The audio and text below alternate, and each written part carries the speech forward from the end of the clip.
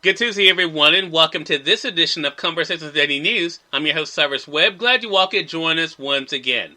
We, of course, have your news headlines coming up on this Tuesday. We have the truth of the day with Mary Ellen Ciganovich, and in today's entertainment spotlight, you've been part of my conversation with Selwa Barwabi Hamadi, talking about her two new books that are out this year. Enjoy today's broadcast. For Conversations Daily News, I'm Cyrus Webb with your Tuesday headlines. In international news, EU leaders agree on Belarus sanctions after plane diversion. The European Union agreed on Monday to impose sanctions against Belarus, including banning its airlines from using the airspace and airports of the 27-nation bloc amid fury over the forced diversion of a passenger jet to arrest an opposition journalist. In what EU leaders have called a brazen hijacking of the jetliner flying from Greece to Lithuania on Sunday, they also demanded the immediate release of the journalist, who is a key foe of the authoritarian president. A brief video clip of the journalist, who ran a popular messaging app that played a key role in helping organize massive protests against the president, was shown on state television Monday night, a day after he was removed from the flight. Sitting at a table with his hands folded in front of him and speaking rapidly, the journalist said he was in satisfactory health and said his treatment in custody was correct and according to law. He added that he was giving evidence to investigators about organizing mass disturbances. In their unusual swift actions in Brussels, the EU leaders also urged all EU-based carriers to avoid flying over Belarus, deciding to impose sanctions on officials linked to Sunday's flight diversion, and urged the International Civil Aviation Organization to start an investigation into what they see as an unprecedented move and what some said amounted to state terrorism or piracy. In national news, White House eager for GOP counteroffer on infrastructure.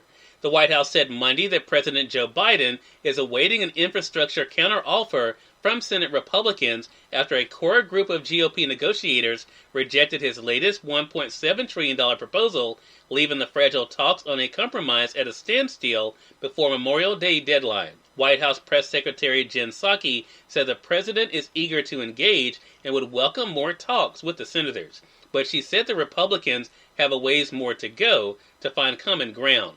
Biden dropped $500 billion from his initial $2.3 trillion offer, and Psaki said the Republicans raised their $568 billion offer up by about $50 billion.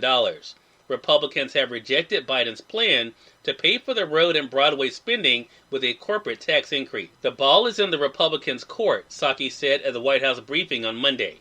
Also on Monday, the president hosted Alaskans' Republican congressional delegation to the White House for a bill-signing ceremony on an unrelated cruise ship tourism measure. That was meant as a signal of potential areas of bipartisanship. The invited lawmakers could be key players in any infrastructure deal. In more national news, top cop in man's deadly arrest with Hellcam video. And perhaps the strongest evidence yet of an attempted cover-up in the deadly 2019 arrest of Ronald Green, the ranking Louisiana State Police officer at the scene falsely told internal investigators that the man was still a threat to flee after he was shackled, and he denied the existence of his own body camera video for nearly 2 years until it emerged just last month. New state police documents obtained by the Associated Press show numerous inconsistencies between Lieutenant John Clary's statements to detectives and the body camera footage he denied having. They add to growing evidence of obstruction in Green's death, which the troopers initially blamed on a car crash at the end of a high-speed chase, and is now the subject of a federal civil rights investigation.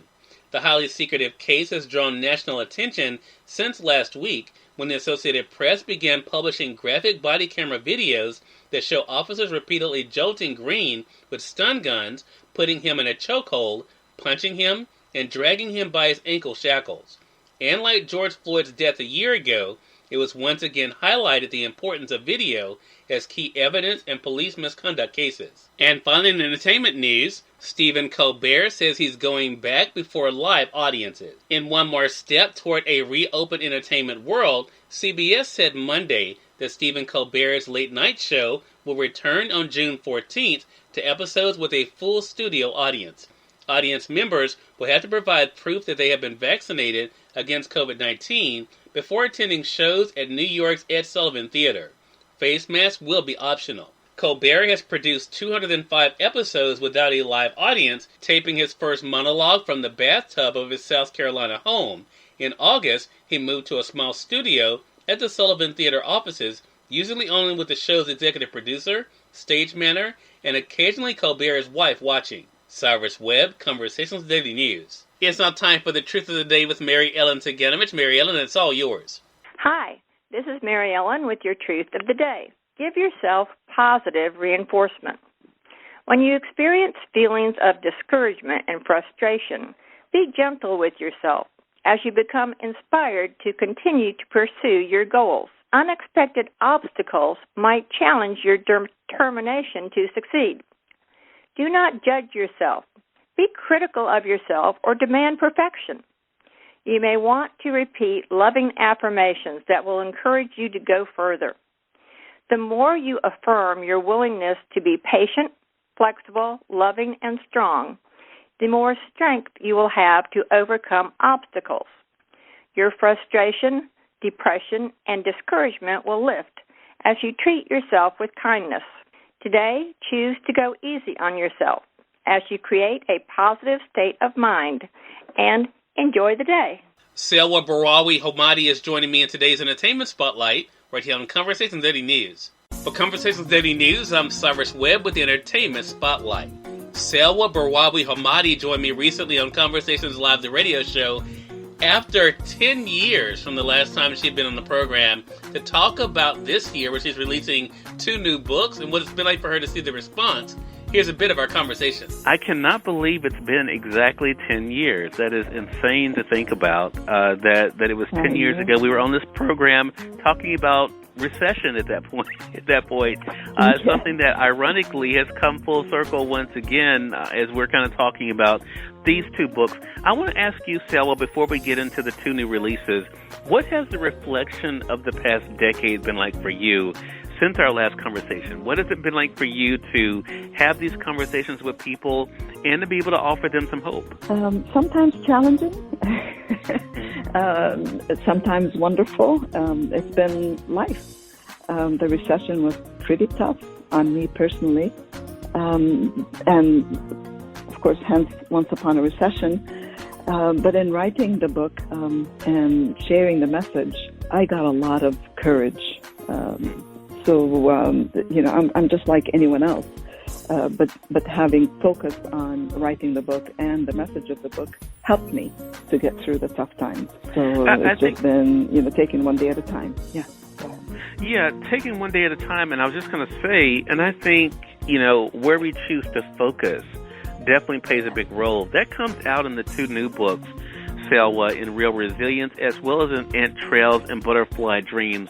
When did you realize that, the importance of what you choose to focus on and give your attention to? Believe it or not, it took me a lifetime. I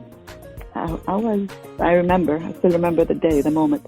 I was 47 when I finally got it. Cyrus Webb, Conversations Daily News. We thank you all for tuning in to this edition of Conversations Daily News. We'll be back with you guys on tomorrow with more news, Truth of the Day with Mary Ellen Ciganovich, and of course your Entertainment Spotlight. Until then, I'm your host, Cyrus Webb, saying as always, enjoy your day, enjoy your life, enjoy your world. Thank you all for choosing Conversations Daily News today. Let's make it a great one.